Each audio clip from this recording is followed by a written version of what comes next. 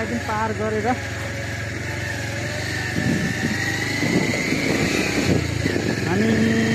हामी अघि दुईवटा टावर देखेको थियौँ तर पोखरबाट यही होला होइन।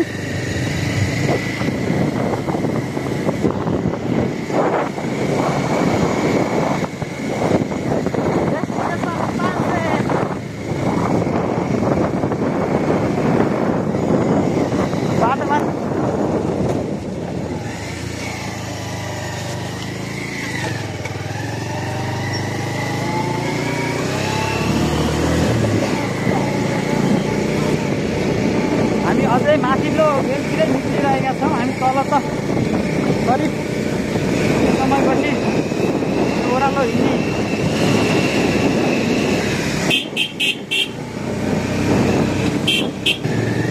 अहिले चाहिँ हामी यस बङ्नास काली गाउँपालिकाको अब यो ठाउँको नाम त हामीलाई खासै एकदिन भएन। यो चाहिँ करिब हामी हिँडेको ठाउँ चाहिँ बाटो के भन्नु पर्यो, यहाँ चाहिँ करिब 2500 मिटरको उचाइमा छौँ हामी अहिले। अब हामीलाई बाटो चाहिँ अलि उकालो छोडेर ओह्रालो आए जस्तो लाग्यो। बाटो कस्तो के कस्तो छ भन्ने कुरो हामी फर्स्ट टाइमको खासै थाहा पनि छैन गाइज। हामीले यहाँ अगाडि देखिरहेको दृश्य चाहिँ तानसेन नगरपालिकाको बजार हो। हाम्रो डेस्टिनेसन त्यही छ। अब करिब नजिक आएको हाम्रो भइरहेको छ। केही समयमा बाटो ओह्रालो भए तापनि हामी तानसेनमा प्रवेश गर्नेछौँ। बाटो निकै नै अप्ठ्यारो भए पनि निकाल्दै हिँडेको छ हामी गाइज। बाटो अप्ठ्यारो यहीँबाट निकाल्यो हामी टाढो हो। अब हामीले यहाँबाट हेर्दाखेरिमा यतातिरको दृश्य चाहिँ एकदम सुन्दर दृश्य देखिएको छ।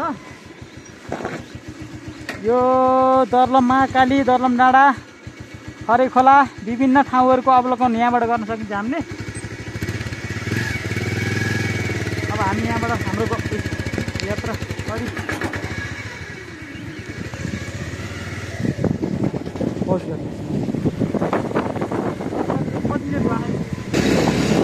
अब हामी चाहिँ यो बङ्नास बजारमा प्रवेश गर्न लगभग करिब नजिकै छौँ।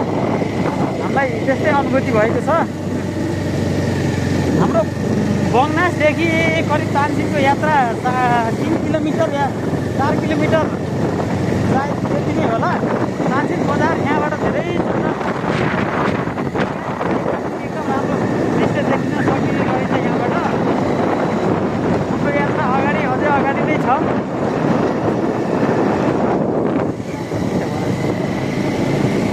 बोल्दै राख्दै भयो।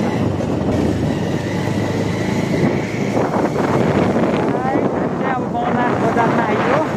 यो चाहिँ बङ्नास बजार भन्ने चिनिएको ठाउँ, प्रसिद्ध ठाउँ होइन।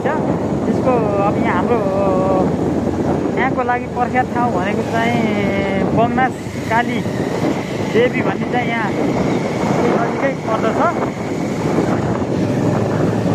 हाम्रो यो अगाडि देखिएका चाहिँ हाम्रो नेपालको बिजुलीको हाइटेन्सनको टावर भए तापनि पछाडिको चाहिँ नेपाल टेलिभिजन र नेपाल टेलिकमको टावर नजिकै रहेको छ। धेरै चाहिँ लामो भिडियो राख्नु मैले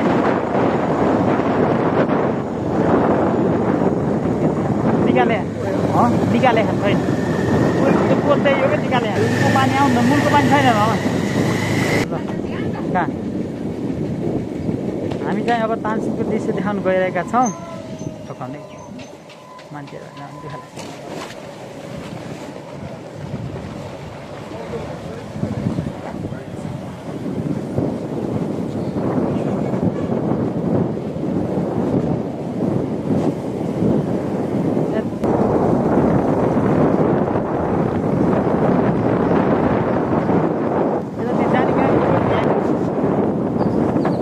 हामी चाहिँ अहिले अब नजिक चिलाङ्दी भन्ने ठाउँमा आइपुगेका छौँ। जहाँबाट हामी अब एउटा चाहिँ तल हाइवेमा झर्न सक्छौँ भने अर्को साइडतिर चाहिँ हाम्रो दर्लम महाकाली जाने लेफ्ट साइड राइट साइडतिर हामी दर्लम महाकाली जान सक्छौँ भने लेफ्ट साइडतिर हामी तानसेन हुँदै तानसेनतिर जान्छौँ।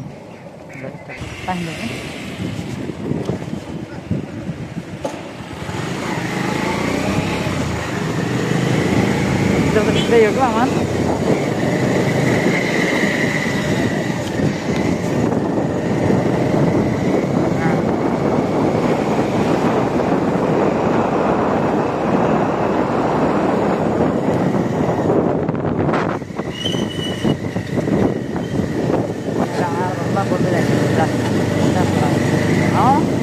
होइन बाटो अलि हल्का साँगुरो नै रहेछ तर पिच रहेछ खाल्टाखुल्टी त कमी छैन नेपालको बाटोमा जहाँ पनि खाल्टाखुल्टी नै हुन्छ अनि अब हाम्रो अगाडि चाहिँ तानसेन भनेर लेखेको दृश्य चाहिँ देख्न सकिन्छ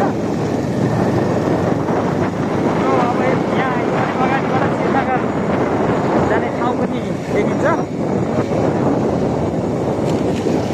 यो अगाडि देखिएको यो श्रीनगर डाँडो हो यो तानसेन नगरपालिकाको सबभन्दा उचाइ भनौँ न अब हामी यहाँ चाहिँ हिलोमा प्रवेश गर्दैछौँ यहाँ हिलो रहेछ अलिकति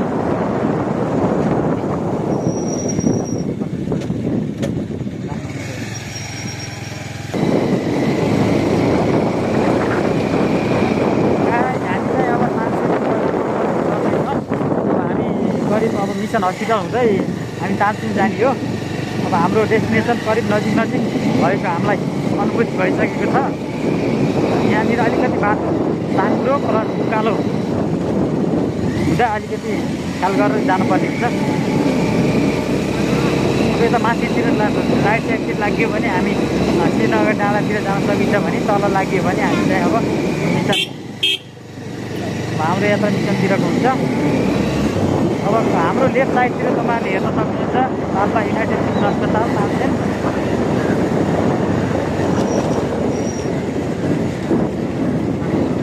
यो चाहिँ अब हामी मिसन एरियामा प्रवेश गरेका छौँ यो मिसन एरियाको बजार प्लस मिसन हस्पिटल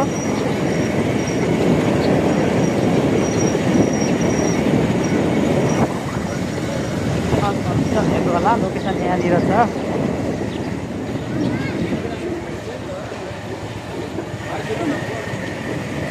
अब हामी मिसनलाई छोडेर नाम मिसनको अब हामी करिब तानसेनतिर लागेको छ करिब 2 किलोमिटर अन्तरमा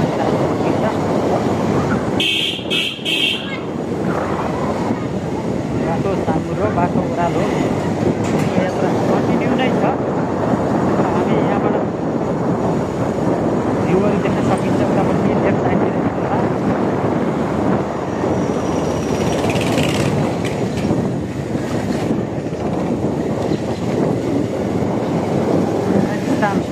तर्फ आउँदैछौँ अब करिब नजिकै यो नारायण स्थानको एरिया हो अब हाम्रो नारायण स्थान मन्दिर पनि अब नजिकै छ अब अहिले देख्न सक्नुहुन्छ हाम्रो राइट साइडतिर नारायण स्थानको मन्दिर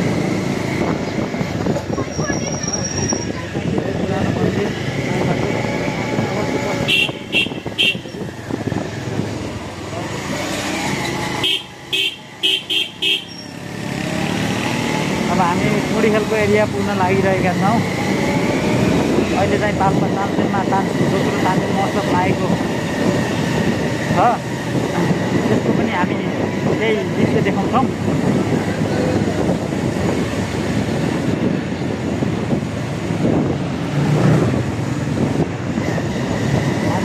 भिडभाड भएको किन भन्दाखेरि अब तानसेनमा महोत्सव चलिरहेको छ के अरे त्यो कारणले गर्दा पनि बाटो अलि भिड नै छ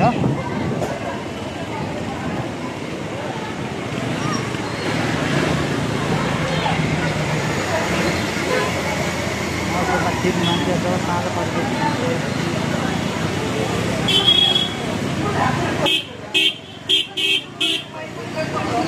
तानसेन महोत्सवको दृश्यहरू छ होला महोत्सवको लागि सम्पूर्ण भत्किएको थियो आर्थिक हावाहरूले फेरि पुनर्निर्माण गरी आजबाट सञ्चालनमा रहेको थियो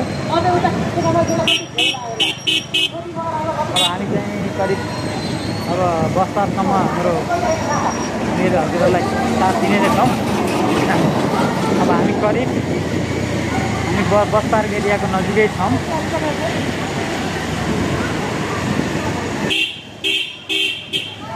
हाम्रो यो माथि उताबाट देखिएको सडक चाहिँ अब यो समघासतिर समघास जाने बाटो हो भने तलतिर चाहिँ हाम्रो तानसेन बस पार्क रहेको छ तपाईँहरूले तानसेन बस पार्क पनि अवलोकन गर्न सक्नुहुन्छ र यहाँबाट हेर्नुहोस् यो शान्तिको बस पार्क हो यो रहेको थियो। धन्यवाद।